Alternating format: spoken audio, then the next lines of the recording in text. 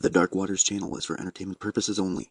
Although information in these stories can be traced back to relevant and true sources, Dark Waters strongly discourages its viewers, listeners, and subscribers from visiting the site of incidents and encounters discussed or revealed on the show. In other words, we will not be held responsible if you are attacked by a dogman, molested by a bigfoot, bitten by vampires, chased by chupacabras, abducted by aliens, accosted by the men in black, investigated or arrested by the local law enforcement, CIA, FBI, NSA, EPA, BLM, or another alphabet group, whether on U.S. soil or abroad. Thank you for tuning in, and enjoy the show.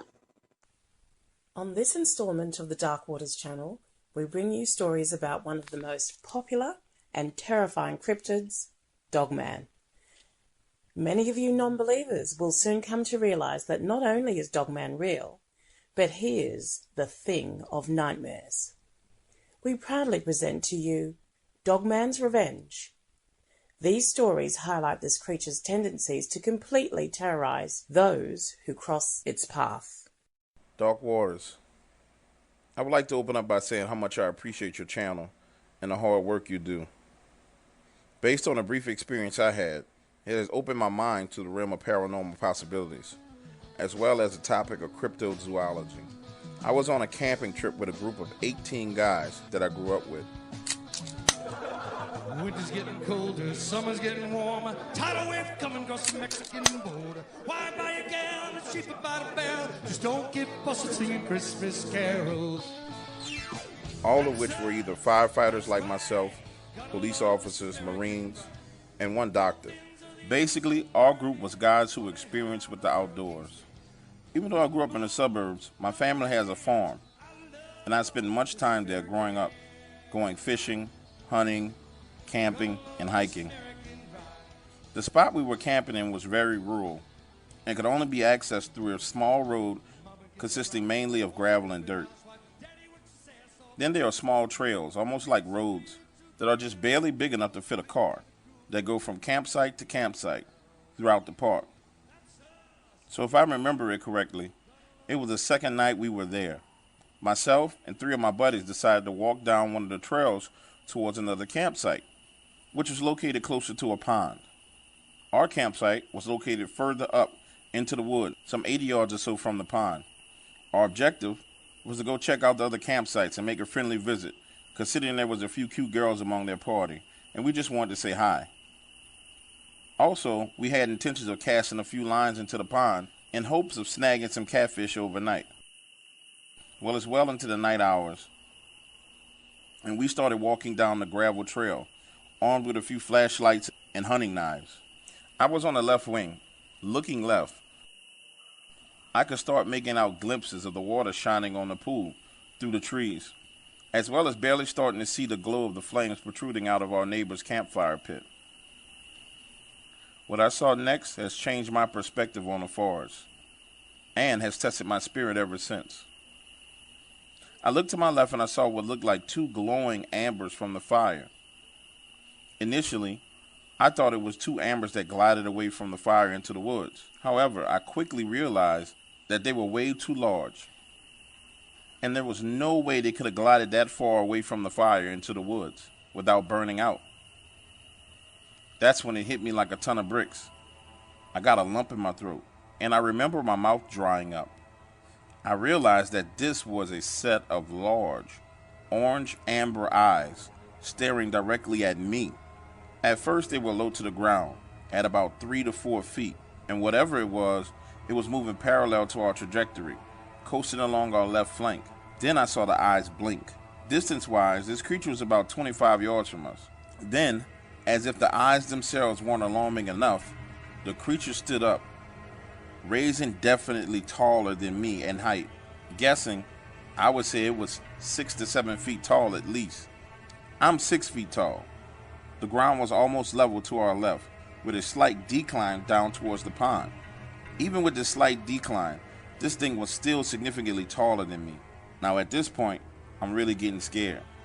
And I don't get scared in the woods.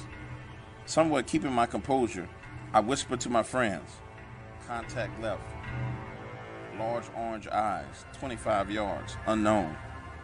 Now I've seen other animals at night in the woods, and when you shine a flashlight on their eyes, there's this shimmering glow, and I know that glow well, but this was not like that. These eyes were self-illuminating, unmistakably large, glowing, orange, amberish eyes. I could see it squint and blink, almost as if it was sizing us up. Or at least that's the feeling I was getting. There was just enough moonlight that I could make out its silhouette, and what I saw has changed me forever since. It was the outline of a werewolf. That's what went through my mind at the time. My mind registered fucking werewolf. I could make out sharp pointed ears. I mean really sharp. Its breath would turn into mist as it exhaled its air. It was holding onto a tree with its right arm in a way that if it had paws, it could not do. So it must have been some sort of hands that was capable of grasping and holding a tree. Now you have to realize, this all happened in a matter of seconds. Maybe 10 to 15 seconds of me being frozen, standing there staring at it.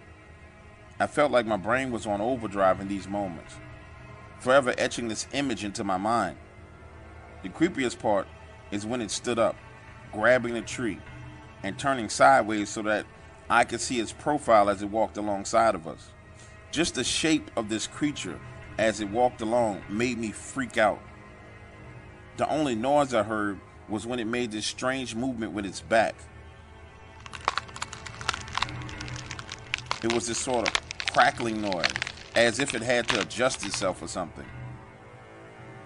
Man, I don't know. All I know is that it was the most terrifying thing I've ever experienced. I can still see it in my mind, taking step after step with this creepy dog-like legs. It had those reverse jointed legs, just like a dog has. Since then, I've learned that they're called hawks. My one buddy saw its eyes as well, and a panic set in. So I screamed to my other two friends, "Fall back," as we all sprinted back to our campsite, which is about 60 yards away. As we returned to the campsite, coming into the firelight like bats out of hell, our other buddies were wondering what's going on. As we told them the story, and I described what I saw, one friend was skeptical and decided to go down the trail by himself to take a peek. I warned him not to go. However, he's stubborn and insisted, so we all watched over him as he walked down the trail, shining our flashlights in all directions. He got about 40 yards down the road when we heard a very loud crack. It sounded like someone literally ripped the tree in half. My buddy down the trail was looking to the left where I described the sighting. Somehow, this creature had crossed the trail without us seeing it and was now on the other side of the path. He shined his flashlight up to the right now, which were the woods behind our campfire pit. Then he screamed like a little girl and sprinted back to us. He immediately apologized to me and said, "Yes, you're right. There's a huge monster out there." So for that night, we decided to set up shop and fortify our campsite the best we could. Looking back on it, I thank God. Because seriously, I think that thing could have taken all of us if it wanted to.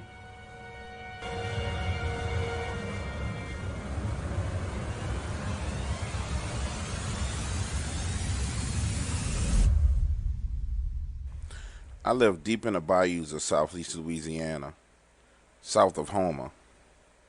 Outside of work, I spend the majority of my time fishing. While out in the bayous, I've had many strange encounters. Bright lights in the sky, strange creatures in the water.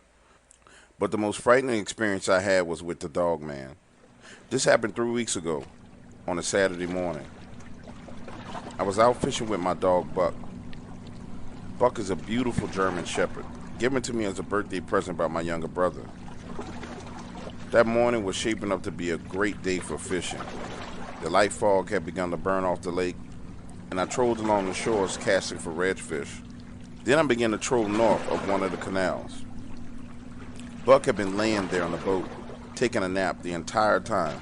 As soon as we hit the canal, he scented something. Now, this canal is bordered by nothing but marshlands, but up ahead there was a section of the canal that was surrounded by light forest, and beyond that was a roadway. Buck began to bark as we reached the forested area. It was not an aggressive bark, but more of a warning to me that something was up ahead. I decided to move away from the front of the boat. I'm not sure why I did it. I just moved and cranked the rear motor. That is when something large and black moved in the wood line. This thing was a massive animal. As it walked, I could see its muscles in its shoulders and its hind legs. It was on all fours, and as I would soon learn, this was no ordinary animal. It shadowed us in the tree line as we moved along, and it seemed to focus on Buck. Buck's warning bark suddenly turned ferocious. Then it turned and stuck its head out of the tree line, showing itself and growling at the same time. This was not a dog. It was some type of large wolf. The growl was deep, deeper than anything I'd ever heard. I could feel the vibrations in my chest, legs, and arms. And to my surprise, Buck was not intimidated. He barked even louder. This head was a wolf head. A black timber wolf is what it looked like. But it was 5 times bigger than any wolf or dog I had ever seen. My whole encounter was no more than 5 minutes from start to finish, but it felt like forever. After seeing this giant wolf head poking out from between the trees and this animal trying to intimidate Buck, I was in shock. I just expected to see the head of a big dog, not a wolf. That is when the fear kicked in, and Buck barked at me as if he was saying, "Don't you see this big wolf thing? What are you waiting for, stupid? Go." At least in that moment, that is how I perceived his bark, and I punched it, speeding away from the area in the boat.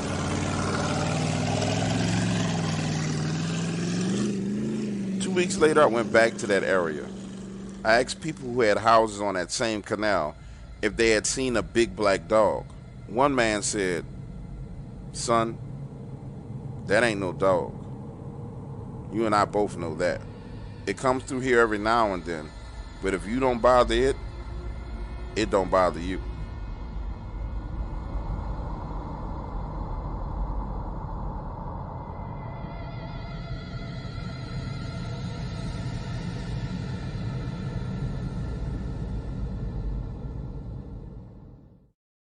Thanks for meeting with me and my family to talk about our encounter with the Dogman.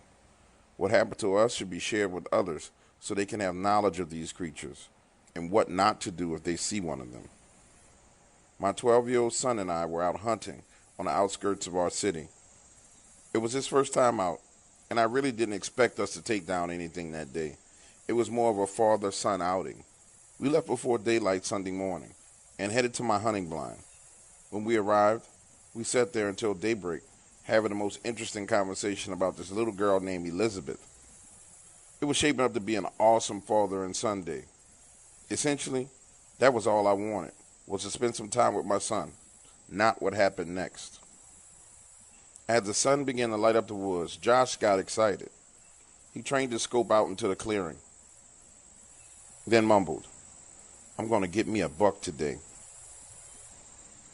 I smiled and reached down for a bottle of water and some beef jerky that was in my backpack, and was completely startled when I heard him fire 2 shots. Looking up, I saw a buck in full stride near the end of the clearing. Right behind it was the largest dog I've ever seen. I need to pause and go back for a second and share what my son told me he saw in the 5 to 10 second time frame in which I was fumbling in my backpack looking for beef jerky and water. According to Josh, the buck darted out of the tree line in full stride. He trained the scope, then he noticed it was being chased by something big and black. Josh described it as a bear with a dog face. He fired 2 shots at the buck, and 1 hit the Dogman. Oh my God. This thing came to a sliding stop and began smelling the air. Then it stood up on 2 legs. I'm not sure why it was not able to scent us. In hindsight, I figured it was the scent killer gold that we used, but thank God this thing didn't see us up in that blind. It stood there for a few minutes, sniffing in the air, then walked off into the wood line. Josh and I are now freaking out about what we had just seen, climbed down out of the blind, and ran back the 150 yards to the car. When we arrived back at the truck, I could smell the scent of wet dog and old meat, but I was in such a rush to get Josh away from that area that we hopped in quickly and drove off. Arriving at our house, which was only about a mile away from that area, Josh was all questions. "What was that, Dad? It looked like a monster. It looked like a werewolf. I simply told him, I have no clue, son. At this point in time, I'm thinking that my son and I have a great story to tell, but we had gotten away from all the danger. That night when my wife and I settled into bed, around 11 p.m., I told her what happened, and her reaction was not what I wanted or expected. But soon she would realize I was telling the truth. Around 4 a.m., I was woken by a crashing sound outside in the backyard. Then, all I could hear was Josh's footsteps as he entered our bedroom in a full sprint, leaping damn near from the doorway into our bed, saying, "It's outside, it's outside." Immediately, I knew by the terror on his face what he was referring to. I stumbled to the floor, rushing from the bed to my closet to grab my shotgun. And after a few twists and turns, I headed to the back of the house towards our sliding glass door, turned on the floodlights, and looked out into the backyard. Scanning the yard, I couldn't see anything. But going outside was not an option, because I saw that thing earlier. And if it was indeed this creature, we would need way more than a shotgun. Just then my wife startled me, asking me what was going on. And I turned my back to the door to answer her. As I tried to explain to her what Josh was upset about, she began to stare past me. Then the color drained from her face, and her eyes got large. She screamed and ran back towards the bedroom. Turning around, I could feel this creature's presence. And to see it at my home was so terrifying. It was right there, in the backyard, standing on two legs, hands down by its side, with its palms open. Its fingers or claws moving like it was playing a piano. It was panting hard like it had just stopped running, and the stick saliva was dripping from its closed mouth. It looked straight at me through the sliding glass door. And then its ears began to twitch and move, each moving independently. As I stood there, staring into the eyes of this death machine for what felt like 10 minutes, I didn't know what to do. The glass door wouldn't stop this thing if it wanted to come in my house, and the shotgun wouldn't kill it before it got to me and my family. I can only describe its eyes as being the most intimidating thing I've ever seen. This creature had these piercing yellow eyes with large black pupils, and I felt like it was trying to intimidate me, like it was trying to make a point to me. All I could think was to show no fear, but my body was trembling. My hands were shaking to the point I dropped the shotgun. That's when it broke eye contact with me, cutting its eyes to the right side of my yard and sniffing the air. Then it took 2 quick leaps and was gone out of sight. Honestly, I collapsed to the floor. My body was just overwhelmed with adrenaline, and I was feeling dizzy. When I entered the bedroom, my wife and son were in the closet with my rifle. And that was how the first night ended, with all of us huddled in one bedroom. Me on the floor at the foot of the bed with my shotgun. The following morning, I called into work and went to my neighbor's property to talk to him. Devin is a bit of a wild individual, but he loves my son Josh to death. I knew if anyone would believe me, it was him.